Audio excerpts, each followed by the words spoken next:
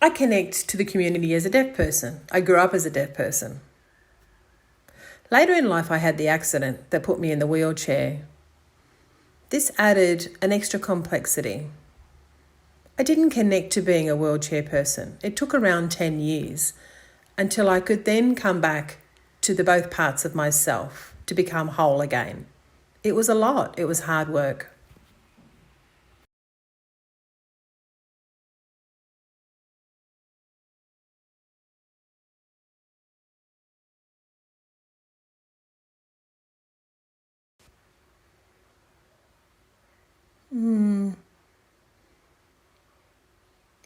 When I first had my accident, I had my identity as a deaf person in a deaf world, and that just seemed to go. It then was taken over by having my identity as a person in a wheelchair.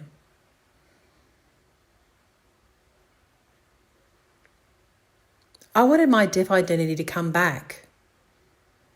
It took me a while. It was a big process to finally find that part of myself again. Both parts of myself had different needs.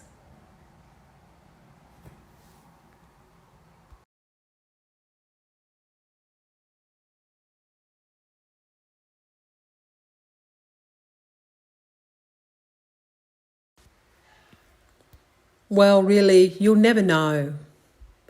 You'll never understand until you actually sit in a wheelchair to have the understanding of what's involved. For myself, I have learned an awful lot about being in a wheelchair. My knowledge has really expanded with the understanding of how different people have different requirements. I guess I could only say that, people need to be open-minded. I mean, to say that one person is in a wheelchair has the same requirement of everyone else that's in a wheelchair, it depends on that person's needs. It can depend on the accident they might have been involved in or whether they were born that needed the extra assistance. It's varied for everyone. You can't assume that one person will be the same as another. I mean, I've been in the wheelchair now for 25 years and it's like, wow, that time's flown. I'm so grateful that I have sign language, that I have Auslan. For me, I'm grateful for that.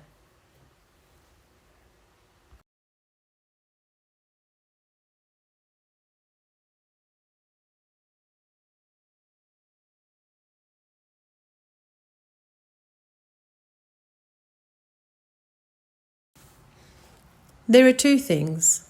This is back in the early days. I'd only been in hospital for about 2 to 3 months. And I had a gentleman take me to the White City. It was the tennis. This is way back in Sydney. And this is where they held the wheelchair tennis competitions. When I had arrived, I was like, wow, there were so many wheelchairs going backwards and forwards. It was so busy and really professional. I felt that when people saw me, it was like they said, welcome to the wheelchair world. It was really confronting. But at the same time, I could see the similarities with the deaf sports, where people throughout Australia, deaf people come forward and play sports. It was the same. It was like, this is interesting. And then secondly, recently we had the Olympics. And then after that, they have the Paralympics.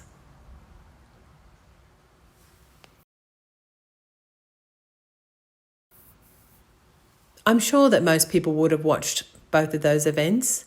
For me, the Olympics is great. But the Paralympics, I really enjoy it. It's such a joyful event.